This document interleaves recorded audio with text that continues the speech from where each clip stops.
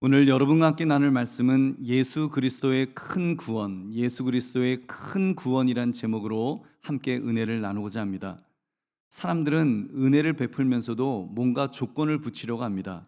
뭘 줘도 그냥 안 주죠. 성금을 주고 중도금을 주고 나중에 잔금까지 다 줄게. 좀 웬 절차가 그렇게 많고 요구하는 서류도 많고 뭐 조건이 그렇게 까다로운지요. 여러분, 그렇다면 우리 주 예수 그리스도께서 우리에게 주시는 구원이 어떠할까요? 여러분, 사실 예수님이 주시는 구원은 그 값을 매길 수 없을 정도로 귀한 것입니다. 왜냐하면 예수님께서 자신의 목숨을 대신하여 주시는 구원이기 때문입니다. 그러니까 인간의 입장에서는 뭘 갚을 도리가 없습니다. 세상의 모든 것을 다 가져다 바친들 하나님의 그 아들 예수 그리스도의 목숨값은커녕 그 손가락 하나 값도 치를 수 없는 것입니다. 여러분, 이런 점에서 기독교의 구원은 세상의 그 어떤 종교의 구원과 완전히 다릅니다. 세상의 구원은 인간이 신을 향해서 무언가를 하면 이렇게 받을 수 있는 것입니다. 뇌물을 바치든지 자식을 바치든지 무언가를 바치면 내가 나를 희생하면 얻어낼 수 있는 그런 구원입니다. 그러니까 인간의 공로로 얻을 수 있는 그런 구원이라는 말입니다. 그러나 기독교의 구원은 다릅니다. 기독교의 구원은 신이 인간에게 베풀어 주신 구원입니다. 예수 그리스도께서 인간의 죄값, 죽음으로 갚아야 될 죄값을 대신 갚아 주심으로, 대신 그 죽으심으로 갚아 주신 그런 구원입니다. 그 크기와 깊이와 넓이가 얼마나 큰 것인지요. 정말 하늘보다도 넓고 바다보다도 깊은 것이 바로 그런 구원이요, 그 예수 그리스도의 사랑이라 할 것입니다. 그렇기 때문에 그것은 큰 구원입니다. 히브리서 2장 3절을 보시면 이같이 큰 구원을 이라고, 이같이 큰 구원이라고 인간으로서는 얻을 수도 없고 그리고 사실은 감당할 수도 없을 만큼의 큰 구원을 주셨다라고 말씀하고 있습니다. 여러분, 그렇다면 예수 그리스도의 큰 구원을 인간인 우리가 어떻게 해야 할까요? 오늘 말씀 예수 그리스도의 큰 구원이란 제목을 가지고 그리스도의 구원에 대해 어떻게 반응할 것인가를 살피시는 이 시간 되시기를 주님의 이름으로 축원합니다. 오늘 이 본문은 삭개오의 사건입니다. 여러분 아시죠? 키가 작은, 아주 작은 삭개오, 너무 작아서 도저히 예수님을 볼 수 없을 것 같아서 나무 위에 올라가서 예수님을 보려고 했던 그런 사람이었습니다. 어른이 나무 위에 올라가려면 부끄러웠을 텐데 그것도 감수하면서 예수님을 만나려고 했던 그런 사람입니다. 주일학교 때 너무나도 많이 들었던 그 내용일 것입니다. 그런데 이 사건 속에 구원과 관련하여 예수 그리스도의 구원이 얼마나 큰 구원인가를 이렇게 보여주고 있습니다. 첫 번째로 예수 그리스도의 구원은 그가 먼저 주시기로 작정하신 구원입니다. 여러분, 예수님의 구원은 우리에게 먼저 주시려고 작정하셨다는 것입니다. 여러분, 누군가에게 우리가 은혜를 입을 때 제일 치사한 것이 무엇입니까? 상대방은 줄 마음이 없는데 막 달라고 제발 좀 달라고 막 이렇게 애원하고 쪼르는 것. 여러분, 이것처럼 참 비참한 것이 없죠. 그래서 자존심 좀 강한 사람은 이렇게 뭘 좀 이렇게 부탁을 해도 잘 부탁을 못 합니다. 이렇게 좀 뭔가 부탁했는데 약간 별로 이렇게 반응이 그러면 알았어 그럼 하지 마 됐어 그러고 뒤로 이제 후회하죠. 이제 배를 쫄쫄 굶으면서 고생하는 경우가 많이 있습니다. 근데 우리 예수 그리스도의 구원은, 예수님의 구원은 어떠할까요? 여러분 보십시오. 삭개오의 입장을 보면 예수님을 만나고 싶어서 막 스스로 애를 많이 썼습니다. 오죽하면 나이 먹은 어른이 나무 위에 올라가기까지 했겠습니까? 누가 보아도 삭개오가 먼저 예수님을 찾은 것으로 보이죠. 누가복음 19장 4절 우리 같이 읽겠습니다. 시작. 앞으로 달려가서 보기 위하여 돌 모아가 나무에 올라가니 이는 예수께서 그리로 지나가시게 되밀어라. 아멘. 삭개오가 막 예수님 만나고 싶어서 막 안다라는 그런 모습으로 분명히 보입니다. 그러나 여러분, 영원이신 예수 그리스도, 시간과 공간을 초월하시는 그 넘어서 일하시는 예수님, 아니 시간과 공간까지도 창조하신 예수님은 여러분 삭개오보다 먼저 그 글을 아셨습니다. 삭개오가 예수님을 알기 전에 여러분 이미 예수님은 삭개오를 아셨다는 것입니다. 어떻게 알 수 있습니까? 이어지는 누가복음 19장 5절 말씀을 우리 함께 읽겠습니다.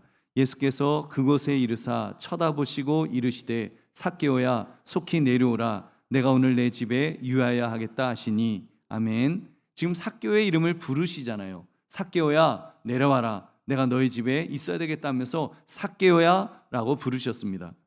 여러분 만약 여러분이 어느 큰 교회에 이제 예배 드리러 가셨는데 등록 카드도 안 썼어요. 근데 설교하고 내려오신 목사님이 아무개 집사님 반갑습니다. 환영합니다. 이렇게 만약에 나를 알아봐 준다면 여러분 얼마나 감격하겠습니까? 와, 이분이 어떻게 나를 알지? 내가 그렇게 유명한 사람인가? 뭐 이러면서 너무 막 감격스러울 텐데 여러분 한번 생각해 보십시오. 사실 예수님과 비교하면 여러분 목사는 아무것도 아니잖아요. 그럼 목사가 알아주어도 나의 이름을 기억만 해줘도 너무너무 참 감격스러울 텐데 하물며 우리 주 예수 그리스도이시겠습니까? 예수님의 여러분 이런 경우 정말 예수님께서는 보면은 우리가 예수님을 알았다고 생각하는데 예수님이 먼저 나를 아시는 경우가 너무나도 많습니다. 예수님의 12제자 중 한 사람일 것으로 추정되는 나다나엘, 그는 빌립의 전도를 받아서 예수님을 만났던 사람입니다. 예수님이 나사렛 출신이라는 말을 듣고 나사렛에서 무슨 선한 것이 나오겠냐, 그런 총구석에서 무슨 위대한 선생님이 나오겠어, 그러면서 이렇게 무시했던, 부정적으로 생각했던 그런 인물이었습니다. 근데 예수님을 이제 만났습니다.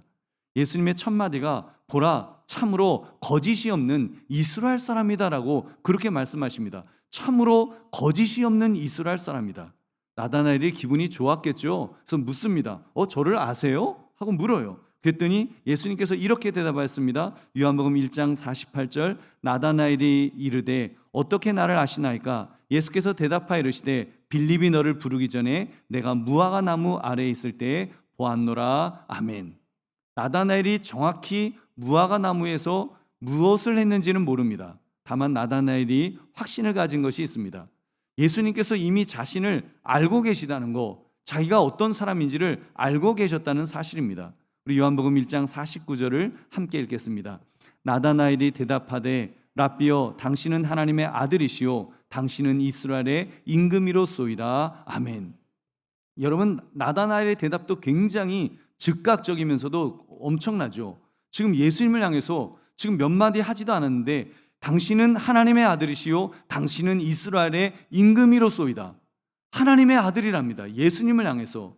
여러분 이 의미가 무엇인지 잘 모르겠습니다. 여러분 그러나 결코 나다나엘이 지금 예수님이 참으로 거짓이 없는 참 이스라엘 사람이다 칭찬해 주셨다고 지금 기분 좋아서 역시 저분은 사람을 알아봐 나를 제대로 알아보는구나, 당신은 하나님의 아들이십니다, 지금 그러는 것은 절대로 아닐 것입니다. 아마 오히려 반대였을지도 모릅니다. 무언가 나다나엘이 참된 이스라엘 사람으로서 부끄러운 비밀이 있었는데 예수님께서 반어법적으로 말씀하셨을지도 모르겠습니다. 그 속에서 중심을 보시는 하나님, 불꽃 같은 눈으로 나다나엘의 그 중심을 보시는 하나님으로 만났기에 그가 그 앞에 엎드린 것입니다. 그래서 당신은 하나님의 아들입니다. 여러분 성경이 있잖아요. 사람은 외모를 보거니와 나 여호와는 중심을 보느니라. 자기의 중심을 보시는, 자기의 중심을 꿰뚫어 보시는 예수님이라는 것을, 예수님을 만났기 때문에 이분이 하나님이시구나, 하나님의 아들이시구나라고 나다나엘은 고백할 수밖에 없었던 것입니다. 그렇습니다. 우리는 예수 그리스도의 구원을 바라볼 때 여러분 좀 이런 어떻게 보면 거지와 같은 그런 입장이라고 할 것입니다. 우리 예수님 앞에 사실은 한 푼 줍시오 하는 마음으로 주인의 상에서 떨어지는 부스러기를 이렇게 얻고자 하는 마음으로 주님 앞에 엎드릴 수밖에 없습니다. 그래서 찬송가 있죠. 천부여 의지없어서 손들고 옵니다. 주 나를 외면하시면 나 어디 가리까? 전부터 계신 주께서 영 죽을 죄인을 보혈로 구해주시니 그 사랑 한없네.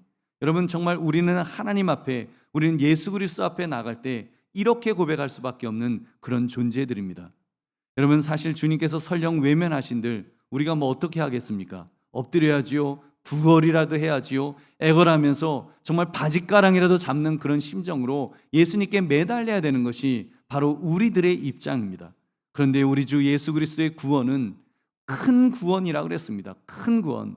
얼마나 큰가 하면 무조건적으로 그 구원을 하나님께서 먼저 주시기로 작정하셨습니다. 여러분, 그래서 우리를 지으실 때 이미 너를 구속하였고 내가 너를 지명하여 불렀다라고까지 그렇게 말씀하십니다. 그래서 우리는 누구의 것이 되었다고요? 하나님의 것이 되었습니다. 너는 내 것이라, 너는 내 것이라고 말씀하십니다. 하나님께서 우리를 향해서 너는 나의 것이다라고 그렇게 말씀하십니다. 우리 이사야 43장 1절 함께 읽겠습니다. 야곱아, 너를 창조하신 여호와께서 지금 말씀하시니라. 이스라엘아, 너를 지으신 이가 말씀하시니라. 너는 두려워하지 말라. 내가 너를 구속하였고 내가 너를 지명하여 불렀나니 너는 내 것이라. 아멘. 너를 구속하였고 구원했다는 것입니다. 예수 하나님께서 우리를 구원하시는데 구속하였고 내가 너를 지명하여 불렀다라고 말씀하십니다. 여기서부터 여기까지 구원해서 그것이 아닙니다. 우리 한 사람 한 사람 각자의 이름을 부르시면서 너를 지명하여, 바로 너를 지명하여 불렀나니 너는 나의 것이다라고 우리 하나님은 우리를 향해서 그렇게 말씀하십니다. 할렐루야. 우리 보배로운 성도들이요, 그래서 나의 가치, 여러분 우리의 가치는 그렇게 결정되어야 합니다. 지금 내가 가진 것, 지금 내가 가진 것의 어떤 총량을 가지고 우리가 가치를 정할 수 있는 것이 아닙니다. 세상적인 것, 물질적인 것, 학문적인 것, 인격적인 것, 성품적인 것, 여러분 그 어떤 것도 나의 가치 기준이 될 수가 없습니다. 이 세상의 그 모든 것은 하나님 앞에서는 사실 배설물처럼 여겨야 될 하찮은 것들이기 때문입니다. 여러분, 나의 진정한 가치는 무엇입니까? 하나님께서 나를 기억하신 것, 하나님께서 나를 지명하신 것, 너는 내 것이다, 하나님의 소유가 된 것이 우리의 진정한 가치인 줄 믿으시기 바랍니다. 여러분, 너는 내 것이라, 우리가 하나님의 것이 되었다는 것, 내가 하나님의 소유가 되었다는 것, 다시 말하면 그 구원이야말로 여러분 가장 큰 구원인 줄 믿으시기 바랍니다. 이 큰 구원에서 흔들리지 마시기를 주님의 이름으로 축원합니다. 두 번째, 예수님께서 주시는 구원은 그래서 큰 구원입니다. 큰 구원이에요. 저는 이것을 좀 통 큰 구원이라고 한번 다른 의미도 있지만 한번 그렇게 생각해 봤습니다. 좀 다시 말하면 좀 지저분하게 이것저것 까딸스럽게 따지지 않고 인심을 팍 쓰는 그런 구원이라는 말입니다. 사람들 중에는요, 도와주면서도요, 줄 듯 말 듯 아주 그냥 깨작깨작 이렇게 도와주는 사람들도 있죠. 한마디로 뭐라고요? 여러분, 그런 분들 여러분 뭐라 그럽니까? 우리 그런 사람 가리켜서 치사 땡땡땡이다 이렇게 하죠. 에이, 치사해서 도움 안 받는다 그러면서 좀 그렇게 우리 그렇게도 표현을 합니다. 여러분, 구원도 좀 비슷한 것 같습니다. 확실하게 주시는 구원이 있고 찔끔찔끔 주는 그런 세상의 구원이 있다라고 봅니다. 여러분, 무당 불러서 이렇게 구판을 벌리는 것 보면 여러분 이렇게 한번 보시면, 저도 직접 보진 않고 이렇게 그 드라마나 영화 같은 데 보면 아주 치사한 그런 모습이 이렇게 볼 수 있습니다. 무당이 난리를 치면서 막 소리를 지르고 그러면서 막 경고를 하죠. 경고를 하는데 무당의 눈이 한쪽 눈으로 뭘 보고 있어요? 복채를 보고 있죠. 복채를 보면서 그러면서 노하신다, 신령님이 노하신다 그러면서 신령님이 지금 그 섭섭해 하신다, 신령님은 누런 돈을 좋아하신다, 근데 지금 저 배추 색깔이 뭐야 그러면서 막 그러면서 이렇게 막 하잖아요. 여러분, 요즘 신들은 인플레이션이 돼갖고 10,000원짜리 받아서는 복을 안 내려줍니다. 최하 50,000원짜리 그거 주면 복 주고 안 주면 저주하고. 여러분, 얼마나 정말 세상의 신은 치사한지 모릅니다. 치사하게 구는 거예요. 근데 여러분, 우리 예수님은 삭개오를 보자 무엇이라고 하셨습니까? 우리 누가복음 19장 5절 함께 읽겠습니다. 예수께서 그곳에 이르사 쳐다보시고 이르시되 삭개오야 속히 내려오라, 내가 오늘 내 집에 유하여 하겠다 하시니. 아멘. 예수님께서 삭개오의 집에 가시겠다고 먼저 말씀하셨습니다. 예수님이 가시겠다 그랬어요. 삭개오의 집이 어떤 집입니까? 삭개오의 집은 죄인의 집이었습니다. 민족을 팔아먹은 매국노의 집이었습니다. 힘없는 백성의 고열을 빼는 강도 같은 자의 집이었습니다. 그러니까 예수님께서 삭개오의 집에 가시는 순간 그동안 존경받았던 모든 것이 한순간에 무너지는 물거품이 되는 그런 방문이었다는 말입니다. 여러분, 무슨 말이에요? 예수님은 삭개오를 구원하시기로 작정하지 않으셨다면 결코 할 수 없는 방문이었습니다. 예수님, 내가 너희 집에 유하여야겠다. 누가복음 그 19장 10절, 인자가 온 것은 잃어버린 자를 찾아 구원하려 함이니라. 그래서 삭개오 같은 자를 구원하시기 위해서 구원하시겠다고 그렇게 말씀하였습니다. 여러분, 삭개오가 예수님을 만나자 이제 자기의 결심을 말합니다. 재산의 절반을 가난한 사람들에게 나눠주겠습니다. 제가 불의하게 빼앗은 것이 있으면 4배를 갚겠습니다. 그때 예수님께서 즉각 말씀하였습니다. 누가복음 19장 9절 함께 읽겠습니다. 예수께서 이르시되 오늘 구원이 이 집에 이르렀으니 이 사람도 아브라함의 자손이미로다. 아멘. 오늘 구원이 이 집에 이르렀다. 구원을 주셨다는 겁니까? 아니면 주실 것이라는 것입니까? 주셨다는 거죠. 삭개오가 가진 재물의 절반이 지금 법적으로 확실하게 넘어갔을 때, 법적으로 완전히 그 법무사가 이렇게 완전히 넘겼을 때, 그때 구원을 받을 것이다. 그렇게 하셨나요? 아닙니다. 구원이 이르렀다. 이미 이르렀다고. 예수님은 그냥 그 말씀 들으시면서 이미 이 집에 구원이 이르렀다라고 선포하셨습니다. 할렐루야. 여러분, 어찌 보면요, 근데 이제 보세요, 말뿐일 것이라고 의심할 수 있지 않을까요? 예수님 만나서 흥분이 되면 무슨 말을 못합니까? 여러분, 무슨 말을 못하겠어요? 그래서 여러분, 무당은 뭐 현찰만 받는다는 그런 얘기 있습니다. 아니면 그 보석도 받는데요. 근데 말만 해가지고는 안 받는다는 거예요. 꿈쩍도 하지 않아요. 무당들은 알거든요. 말만 해서는 돌아서면 딴소리하는 것이 그 인간의 속성이라는 것을 너무나도 잘 알고 있기 때문입니다. 그러니까 예수님께서 삭개오가 재산 절반을 바치겠다고 해서 구원이 이른다고 말씀하신 것이 아니라는 말입니다. 우리는 조금 착각할 수 있어요. 삭개오가 재산을 바치겠다고 그렇게 했으니까 그러니까 예수님이 구원을 주셨다, 그렇게 생각할 수 있습니다. 여러분, 그렇지 않아요. 이미 예수님은 구원하기로 작정하신 줄 믿으시기 바랍니다. 우리 예수님의 구원은 그렇게 큰 구원입니다. 예수님은 째째하게 서류 검토하고 그리고 하자 없으면 그때서야 집행하는 그런 구세주가 아니시라는 말입니다. 여러분, 반면에 세상은요, 그 일 처리하는 것만 얼마나 까다롭고 째째하고 정말 뭐가 그렇게 복잡한지요. 그래서 좀 다른 이야기입니다만, 지난 금요일 장로님들과 이제 조합과 보상금을 놓고 이제 도장을 찍는데요, 갖춰야 될 서류가 굉장히 많습니다. 우리 지지난주 공동의회 했지 않았습니까? 공동의회하고 공동의회록 서류 그거 딱 있는데, 거기다가요, 2분 장로님들 거기에 인감도장을 찍고, 사인도 아니에요, 인감도장 찍고 인감증명서를 첨부해서 위에 공동의회가 사실임을 증언합니다라는 사인까지 해서 제출해야 했습니다. 근데 막상 서류를 내니까 대표 증명서가 잘못되었다는 것입니다. 여러분, 조합도 제가 한강교회 담임 목사라는 거 모르는 사람이 없을 정도로 다 압니다. 거기다 우리 총회본부에서 차은일은 한강교회 대표다, 대표 증명서 발급을 해주었습니다. 그것을 제출했더니 안 된답니다. 2005년에 여러분이 청빙 투표하셨던 그때 18년 전에 있던 그 서류를 내놓으라는 거예요. 18년 전 서류. 그래서 오죽하면 우리 장로님 한 분이 화를 내시면서 당신들 무슨 일을 이렇게 처리하냐고 막 호통을 다 치셨습니다.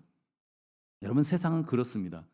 어찌 보면 재개발 보상은 우리 교회가 마땅히 받아야 할 것을 받는 것이라고도 할 수 있는데, 여러분, 얼마나 그 절차가 까다롭고 복잡한지요. 여러분, 그런데 우리 주님의 구원, 우리 예수님께서 우리에게 주시는 구원은 까다롭지 않으십니다. 삭개오가 예수님을 만나 믿기로 작정할 때 그의 중심을 보시고 선언하였습니다. 이 집에 구원이 임하였다. 이 집에 구원을 이미 주었다라고, 내가 이미 구원을 주었다라고 우리 예수님 말씀하십니다. 할렐루야. 여러분, 오늘 예배의 자리에 나와서 하나님께 찬양과 예배를 드리시는 우리 보배로운 성도님들, 여러분들이 바로 그런 분들입니다. 우리 주님은 여러분을 또한 여러분의 중심을 보십니다. 여러분, 주님은 믿는 그 마음, 연약하지만 불안하지만 때로는 막 흔들릴 때도 있지만, 여러분, 그래도 그 중심에 있는 믿음을 우리 예수님은 보십니다. 여러분, 그리고 이미 아십니다. 이미 아시고 구원하기로 작정하였습니다. 이미 오래전에 아무개는 구원을 받았노라, 아무개는 믿음으로 구원을 받았노라라고 그렇게 선포하셨습니다. 예수님의 구원은 그러한 구원입니다. 째째한 구원이 아니라 통 큰 구원인 줄 믿으시기 바랍니다. 여러분, 그래서 베드로가 마가의 다락방에서 성령 충만을 받았을 때 그는 통 큰 구원을 이렇게 외쳤습니다. 사도행전 2장 21절 누구든지 주의 이름을 부르는 자는 구원을 받으리라 하셨느니라. 아멘. 주의 이름을 부르는 자는 구원을 받는다. 예수 그리스도를 믿으면 구원을 받는다라고, 다른 어떤 조건이 아니라, 다른 어떤 서류가 필요한 것이 아니라 오직 주의 이름을 부르는 자, 예수님을 믿는 자는 구원을 받는다. 그를 믿는 자마다 영생을 얻게 한다라고 분명히 말씀하십니다. 할렐루야. 여러분, 심지어 골고다 언덕에서 예수님의 옆에서 십자가에 매달려 죽어가던 강도도 그렇게 구원을 받았습니다. 그는 시간이 없는 사람이었습니다. 기회가 없어 보이는 사람이었습니다. 그런 그가 마지막으로 이제 죽기 일보 직전에 물에 빠져 지푸라기도 잡는 심정으로 그는 예수님에게 간구했습니다. 예수여, 당신의 나라에 임하실 때 나를 기억하소서. 나를 좀 기억해 주세요. 그때 예수님 말씀하십니다. 오늘 내가 나와 함께 낙원에 있으리라. 누가복음 23장 43절 같이 읽겠습니다. 예수께서 이르시되 내가 진실로 내게 이르노니 오늘 내가 나와 함께 낙원에 있으리라 하시니라. 아멘. 그 즉시 구원해 주셨던 것입니다. 강도의 그 마지막 발버둥, 죽기 전에 주님의 옷자락이라도 만지고 싶은 그 심정으로 예수님 앞에 매달릴 때 여러분, 예수님은 그를 인정해 주셨습니다. 그 강도가 예수님을 믿었으면 뭘 얼마나 대단하게 그 예수님을 믿을 수가 있었을까요? 뭘 제대로 알기나 했을까요? 예수님이 어떤 분인지도 아마 제대로 몰랐을 거예요. 그 작은 믿음, 정말 저분에게 부탁하면, 저분을 붙들면 내가 죽어도 그래도 내가 지옥 가지 않을 수 있겠지. 뭔가 있어 저분. 그런 마음으로, 겨자씨만한 믿음으로 주님 나를 기억하소서. 주님 나를 기억해 주세요. 그렇게 고백할 때 그를 구원해 주셨던 것입니다. 여러분, 우리 예수님 그렇게 통큰 구원을 주시는 분 줄로 믿습니다. 그러므로 예수 그리스도께서 주시는 그 큰 구원을 바라보며 믿음으로 사시기를 주님의 이름으로 축원합니다. 이제 셋째, 이 큰 구원을 받은 자는 그래서 반드시 반응이 있어야 됩니다. 우리 인간 쪽에서의 반응, 반응이 있을 수밖에 없습니다. 우리가 반응하게 될 것입니다. 그 삭개오처럼 그런 반응이 우리에게도 있을 것입니다. 좀 전 잠깐 언급되었던 내용, 삭개오의 결단을 보십시오. 우리 누가복음 19장 8절을 함께 읽겠습니다. 시작. 삭개오가 서서 주께 여짜오되 주여 보시옵소서, 내 소유의 절반을 가난한 자들에게 주겠사오며 만일 누구의 것을 속여 빼앗은 일이 있으면 내 갑절이나 갚겠나이다. 아멘. 삭개오의 결단이죠. 갚겠다는 결심을 지금 말한 것입니다. 그리고 예수님은 그런 삭개오를 향해서 이 집의 구원이 이르렀다라고 선포하셨습니다. 근데 여러분, 한번 질문을 하나 여러분에게 드리겠습니다. 삭개오가 그 이후에 이렇게 말했잖아요.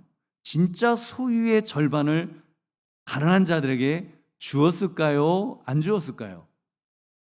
네, 주었겠죠. 예, 주었겠죠. 네. 어떤 사람 근데 막 재산의 절반을 막 주는데 그걸로 끝나는 게 아니에요. 사람들이 갑자기 이웃 사람들이 소문 듣고 온 거예요. 삭개오가 그런 말했대. 그래서 너도 나도 막 나왔고 너 나 속여서 빼앗았지. 그러면서 막 4배 내놔 하면서 막 달려드는 거예요. 그럼 그거 다 갚았을까요? 안 갚았을까요? 답은 모르겠습니다. 성경에 기록이 없으니까요. 여러분, 가정은 해볼 수 있죠. 자, 삭개오가 소유의 절반을 판다는 전제로 구원을 받은 것이라면, 소유의 절반을 팔지 않았다면 그 구원은 취소되었을까요? 자, 삭개오 편에 서서 자기 나름대로 판다고 팔았는데 계산을 잘못해서, 아니면 남은 재산이, 부동산이 갑자기 뛴 거예요. 그래서 그 50%를 딱 팔아야 되는데 그 50%가 안 되는 거예요. 한 47%밖에 안 되고 이쪽 재산이 너무 부동산이 뛰는 바람에 이 47%밖에 못 팔았어요. 아니면 49%? 그러면 그 구원도 한 49%로 깎여서, 이렇게 좀 깎여서 구원을 받아야 될까요? 여러분, 구원은 그런 것이 아닙니다.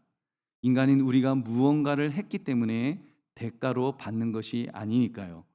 대가로 받을 수 있는 것이 아닙니다. 왜냐하면 예수 그리스도의 구원이 너무 크기 때문입니다. 예수 그리스도의 구원은 하나님의 아들의 목숨값이라 그랬잖아요. 여러분, 그 어떤 것으로 살 수 있겠습니까? 우주를 다 팔아서, 하나님의 아들의 목숨값인데 우주를 다 팔아서 그 돈으로 살려고 해도 여러분, 살 수 없는 것이 예수님의 목숨값입니다. 그 값을 치르지 못하는 한 인간은 결코 구원을 얻을 수 없습니다. 그러니까 값없는 은혜라고 하는 거예요. 값없는 은혜라는 것이 값싼 은혜라는 말이 아닙니다. priceless, 값을 매길 수 없다라는 거예요. 그러니까 값싼 은혜가 아니라 싸구려 은혜란 뜻이 아니라 못 갚는 은혜인 줄 믿으시기 바랍니다. 못 갚는 은혜, 못 갚을 정도로 큰 은혜라는 말입니다. 그렇다면 삭개오의 결단은 우리가 이렇게 이해하는 것이 올바른 해석이라고 믿습니다. 삭개오의 결단이 그를 구원한 것이 아닙니다. 그는 구원을 받았기 때문에 결단한 것입니다. 반응한 거예요. 못 갚을 정도로 큰 은혜를 받았기에 그 일부분이라도 갚고 싶어서, 아니 예수님 앞에 표시라도 하고 싶어서 재물의 절반을 가난한 자들에게 나눠주겠다고 한 것입니다. 찬송가 143장, 웬 말인가 날 위하여 주 돌아가셨나, 이 벌레 같은 날 위에 큰 해 받으셨나, 늘 울어도 눈물로써 못 갚을 줄 알아, 몸밖에 드릴 것 없어 이 몸 바칩니다. 여러분, 삭개오의 결단을 이렇게 이해해야 됩니다. 몸밖에 드릴 것 없어 이 몸 바칩니다. 이런 심정으로 그는 자기의 재산의 절반을 바치겠다고 고백했던 것입니다. 여러분, 이런 차원에서 저는 삭개오가 구원받은 순간이 언제였는가를 한번 짚어보았습니다. 여러분, 예수님의 말씀, 삭개오야 속히 내려오라, 내가 오늘 내 집에 유하여 하겠다. 그래서 삭개오가 뽕나무에서 내려와서 예수님을 영접했다 그랬습니다. 예수님을 영접한, 자기 집으로 예수님을 영접한, 바로 영접했을 때 그는 이미 구원받은 줄로 믿습니다. 여러분, 이미 그때 구원이 이미 임하였습니다. 구원은 우리 주 예수 그리스도와 함께할 때 이미 시작되는 것이기 때문입니다. 요한계시록 3장 20절, 볼지어다 내가 문 밖에 서서 두드리노니 누구든지 내 음성을 듣고 문을 열면 내가 그에게로 들어가 그와 더불어 먹고 그는 나와 더불어 먹으리라. 아멘. 여러분, 우리가 언제 지금 구원을 받는다는 거예요? 예수님이 문을 두드리실 때 문을 열어서 예수님이 내 안에 계시고, 그래서 예수님이 나와 함께 먹으시고, 그리고 또 우리가 예수님과 함께 먹을 때 그때 이미 구원은 이루어진 것입니다. 그러니까 여러분, 우리가 무엇을 해야 됩니까? 우리도 마음의 문을 열어야 됩니다. 마음의 문, 믿음의 결단은 나의 마음의 문을 여는 것에서 시작되는 것입니다. 뭔가 공로를 쌓는 것이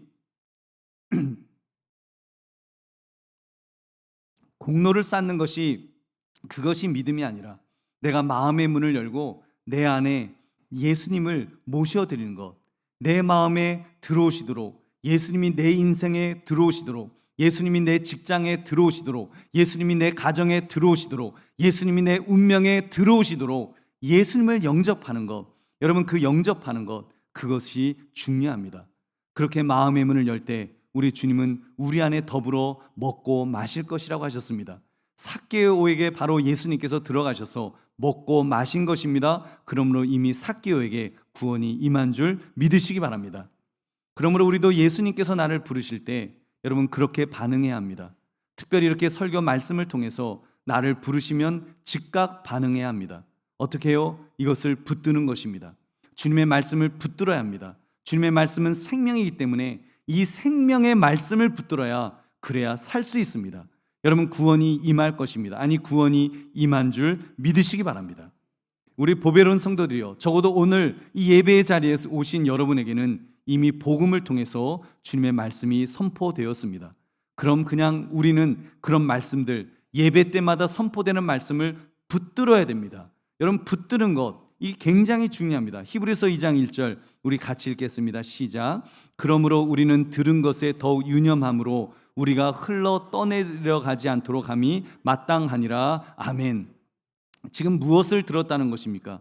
우리 주 예수 그리스도를 통하여서 복음을 들었다는 겁니다. 복음의 말씀을 들었다는 거예요. 예수가 그리스도시다, 주 예수를 믿으라, 그리하면 너와 내 집이 구원을 얻으리라. 이런 복음의 말씀을 들은 거예요. 들었습니다. 들었다면 이 말씀을 유념해야 할 것입니다. 유념은 잊거나 소홀히 하지 않도록 마음속 깊이 기억하고 생각하는 것을 말합니다. 그래야 이 말씀이 흘러 떠내려가지 않기 때문입니다. 여러분, 배가 만약에 닻을 내리지 않으면 그 배는 떠내려가서 표류할 것입니다. 만약에 항아리가 있는데 그 항아리에 금이 가면 아무리 물을 채우려고 해도 그 물이 다 흘러 내려가서 없어지게 될 것입니다. 여러분, 그러므로 하나님의 말씀은 반드시 유념하여 들어야 합니다.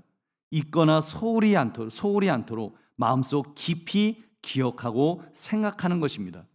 여러분, 그래서 이 시간을 귀하게 여기십시오. 예배의 시간을 생명을 얻는 그런 자리로 여기십시오. 생명을 얻는 자리가 바로 예배의 자리입니다.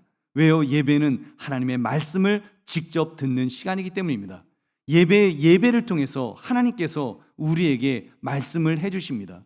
설교자를 통해서 말씀을 해주십니다. 물론 기록된 말씀, 그런 말씀을 통해서도 하나님의 음성을 들을 수 있습니다.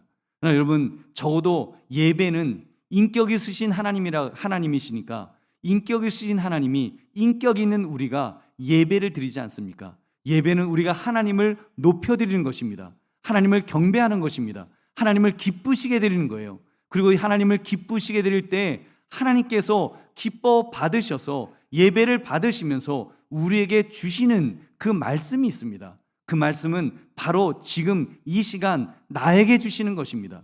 여러분, 인터넷을 통해서, 방송을 통해서 많은 말씀들을 우리가 접할 수 있습니다.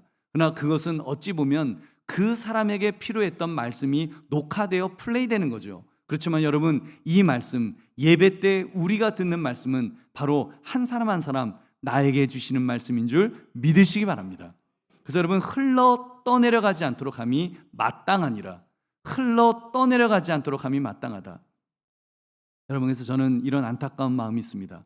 한강교회 성도들을 위해 선포되는 말씀이 주일 대예배만 있는 것이 아닌데, 오늘 오후 예배도 있는데, 수요 예배도 있는데, 금요 기도회도 있는데, 그리고 매일 새벽 기도회도 있는데, 정말 새벽 기도를 통해서도 주옥 같은 말씀이 선포되고 있는데 흘러 떠내려 보내는 것은 아닌가? 여러분, 기억하십시오. 이 말씀은 여러분에게 생명을 공급하는 말씀입니다. 생명의 떡이라는 것입니다. 요한복음 6장 35절, 예수께서 이르시되 나는 생명의 떡이니 내게 오는 자는 결코 줄이지 아니할 터이요 나를 믿는 자는 영원히 목마르지 아니하리라. 아멘. 여러분, 예수님은 그 산 떡이시고 예수님은 생명의 떡이십니다. 그리고 예수님은 말씀이십니다. 말씀이 육신이 되었다고 하는, 그래서 여러분, 그 떡, 그 생명의 떡을 먹어야 배가 부릅니다. 생수를 마셔야 우리의 영혼의 갈증이 해갈되는 것입니다. 그렇지 않으면 살 수 없습니다. 여러분, 살 수 없어요. 혹시 여러분 중에 다이어트가 좋아요, 그래서 그 말씀도 다이어트 해야 돼요, 여러분, 아닙니다. 여러분, 하나님의 말씀, 이 생명의 말씀을 다이어트하면 죽습니다. 생명의 떡은 세상의 떡과 달라서 다이어트가 필요치 않습니다. 먹으면 먹을수록 더 영적으로 건강해지는 줄 믿으시기 바랍니다.